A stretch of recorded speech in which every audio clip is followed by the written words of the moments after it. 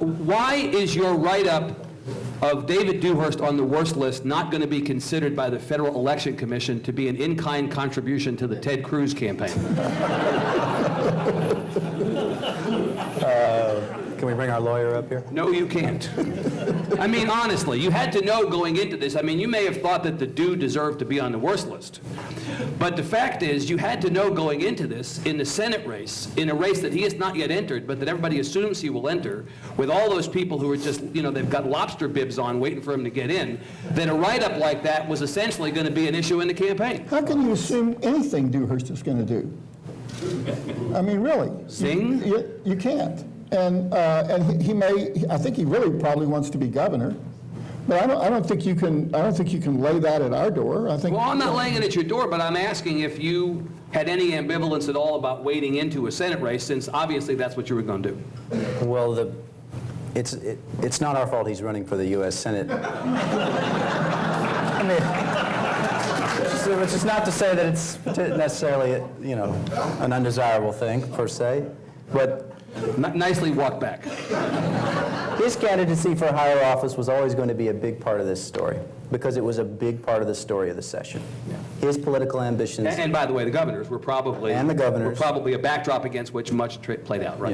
Yeah. I think, you know, when Paul always, and I for the first time, you go around and talk to the members when it's time to sit down and actually write this story. Yeah. Because, you know, Paul and I are going to get a lot of flack for who's on that worst list, but the flack really should be directed at the members' colleagues. Well, let me ask you directly. You talked to both Democratic and Republican members of the Senate. Yes.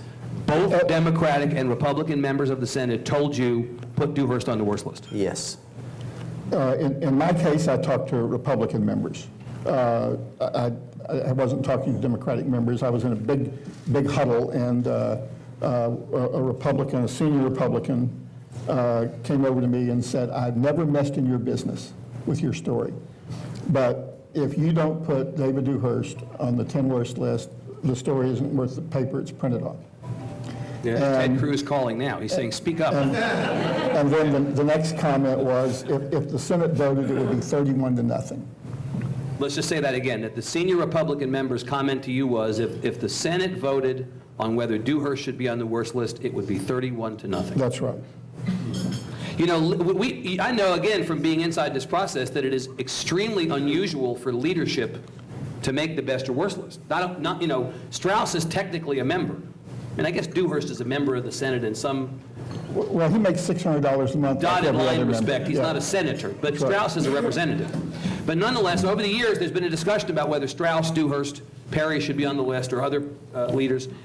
The only time I can remember was Dewhurst in 2003. He was on the best list, and then that was retracted after redistricting. Yes, Patty retracted. Patty it. retracted. We had little buttons for everybody. Right. It were printed in the Kind magazine. of best and worst, Yeah. and his was crushed up when you rescinded it, right? Yeah. It has to really rise to a level for a leader to be on this list, isn't that true? Yes. I mean, I think. I'm saying it's unusual. You would agree it's unusual Yes. for a leader? I know in 87, which we talked about a few minutes ago, I know that my lead to the introduction was they only had one thing to do, and they didn't do it, which was pass a decent budget. And that was the year that Clements eventually wound up signing the huge tax bill. Right, so not unprecedented, but rare to have Very rare. a member. And Nate, you're the guy on the Senate, so let me ask you kind of in reasonably brief fashion, why? Why Dewhurst? The first thing that each of his detractors mentioned was the rainy day fund flip-flop. And that is part and parcel also of the other big story of the session, which is the debate over the budget in the Senate. The effort by Senator Ogden, for which we have recognized him in the story as a best, to craft a budget that addresses a historic shortfall, but also has the potential to get bipartisan support in the Senate. Worked on it for weeks, worked on it for months. The main sticking point, as everybody in this room probably knows, was use of the rainy day fund for 12 and 13. The governor had come out against it. Conservatives in the House were against it. There was a lot of pressure not to use it, even though I think by anyone's definition, clearly it's raining, and they call the fund the Economic Stabilization Fund. And it has been drained many times in the past, as you know. What Ogden finally arrived on as a compromise was using the rainy day fund in the budget only as a backstop. That is, if tax revenues fail to rise to a certain threshold, the rainy day fund would be used to shore up the budget. That was the sweet spot, as he was calling it at that time, or he thought it was at that time. They put that into the budget. They voted it out of Senate Finance with a bipartisan vote, support from Republicans and Democrats on Senate Finance. It comes to the floor. Ogden thinks he finally has a deal, and then Dewhurst pulls the rug out. Dewhurst gives an interview on the floor of the Senate with the press gaggle about 5 days after that vote, in which he says he was surprised that Senate Republicans had signed off on using the rainy day fund. Well, of course, he wasn't surprised. So his guys were in the conversation the whole time. They were right? in the conversation the whole time, as he Right. was later forced to admit. Right. Yeah, I'm sorry. Well, they demanded retraction. The Senate Republicans are furious for obvious reasons. I mean, here they've taken a politically very difficult vote. And he's for thrown them. them under the bus. He's thrown them under the bus. They demand a retraction, they get a retraction. He issues a letter saying, okay, I did sign off on the deal and I do support the Senate budget, but by that time the damage is done. Right. And they turned around and blamed the Democrats. Yeah.